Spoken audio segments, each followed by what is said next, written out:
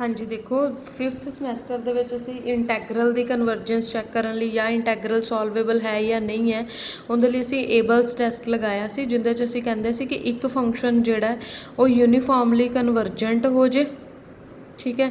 ਦੂਸਰਾ ਫੰਕਸ਼ਨ ਜਿਹੜਾ ਮੋਨੋਟੋਨਿਕ ਔਰ ਬਾਉਂਡਡ ਹੋ ਜਾਏ, then their product is convergent. ਫਿਰ ਨਾਲ ਦੀ ਨਾਲ ਡਿਰਿਚਲੇਟ ਨੇ ਹੋਰ ਅੱਛਾ ਟੈਸਟ ਦਿੱਤਾ, ਕਿਉਂਕਿ ਉਹਨੇ ਇਹ ਕਿਹਾ कि चाहे तुसी एफ की कन्वर्जेंस चैक करनी, चाहे प्रोडक्ट की कन्वर्जेंस तो चैक करनी ही पैनी है ना।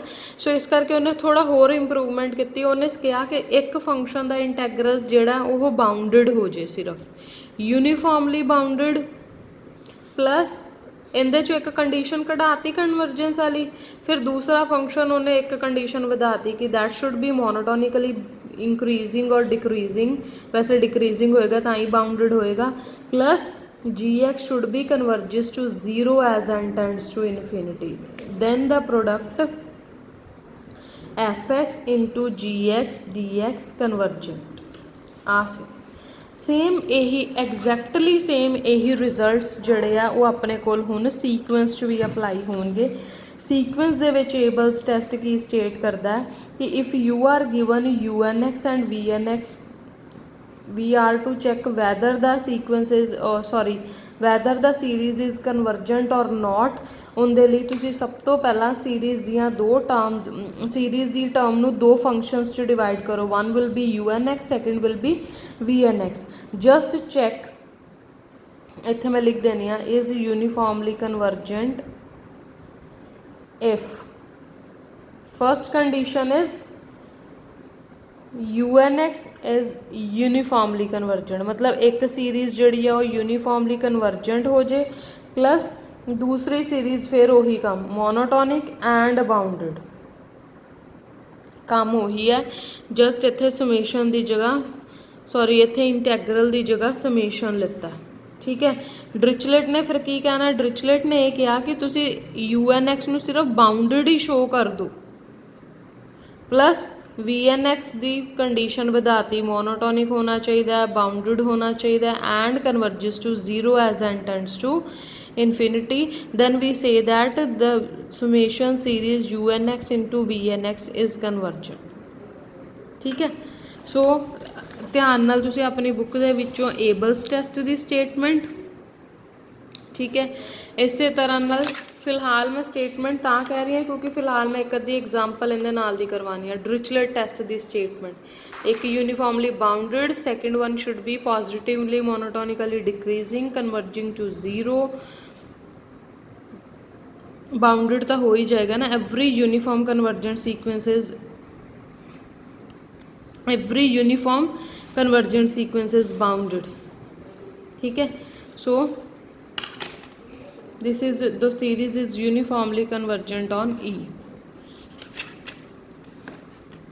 देखो prove that the series is uniformly convergent, कि जिहड़ी आ सीरीज़ है यूनीफॉर्मली कन्वर्जेंट है। हुण सब तो पहला सीरीज़ दित्ती है, इनू दो पार्ट्स दे विच डिवाइड करो, one should be the UNX, second should be VNX। UNX किहड़ा लोगे, क्योंकि UNX नू मैं एबल टेस्ट इत्थे अप्लाई कर रही हूँ, तो UNX की होगा जिन्हों यूनीफॉर्मली कन्वर्जेंट शो करना ईजी होवे, ठीक है। और VNX की होगा x दी पावर n। तो सपोज करो, बाकी सारे तो देखो फॉर्मैलिटी सारियां आपका प्रॉपरली सॉल्व करना है, मैं इत्थे थोड़ा तुहानूं हिंट के तौर पर दस रही हूँ। अगर तो तुसी इत्थे लगाना एबल टेस्ट, एबल टेस्ट दे विच तुसी UNX चूज करो -1 दी power n-1 over n, because being alternating series by Leibniz test ये डायरैक्टली यूनीफॉर्मली कन्वर्जेंट है। लिबनिट टेस्ट की हुंदा है, लिबनिट टेस्ट दी स्टेटमेंट है कि if we are given the summation -1 raise to power n into an, then this will be uniformly convergent if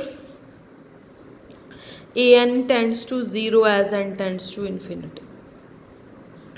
alternating series होंगी जिंदे negative positive मतलब sign change हो जाते हैं। ये यूनीफॉर्मली कन्वर्जेंट कदों होएगी, if an tends to 0 as n tends to infinity. So similar is this case -1 raise to power n-1 over n, हुण 1/n as n tends to infinity 0 नू converge करता है, देयरफॉर अपने कोल UN(x) ਜਿਹੜਾ ਉਹ ਯੂਨੀਫਾਰਮਲੀ convergent ਹੋ ਗਿਆ। ਹੁਣ ਅਸੀਂ ਚੈੱਕ ਕਰਨਾ ਹੈ कि VN(x) जो है वो मोनोटोनिकली डिक्रीजिंग भी है और बाउंडेड भी है। डिक्रीजिंग शो करन दे लई हमेशा की करीदा हुंदा किसी भी टर्म नूं सपोज करो अगर तुसी डिक्रीजिंग या इंक्रीजिंग शो करना है तुसी उहदे तो एक नैक्सट वाली टर्म लिख लो फिर उहदे चों सबट्रैक्ट करो। अगर तां जिवें जिवें टर्म्स इंक्रीज हुंदियां जांदियां मतलब जिवें जिवें नैक्सट टर्म जिहड़ी अगर पिछले वाली टर्म तो छोटी है दैन वो की होएगा मोनोटोनिकली डिक्रीजिंग सीक्वेंस। और मोनोटोनिकली डिक्रीजिंग सीक्वेंस है यूनीफॉर्मली बाउंडेड भी है बिकॉज एक्स की वैल्यू 0 तो 1 दे विच है तो एक्स की पावर n भी 0 तो 1 दे विच होएगी। इहदे लई तुसीं एक्स नूं चाहे 1/2 कंसीडर करके देख लो।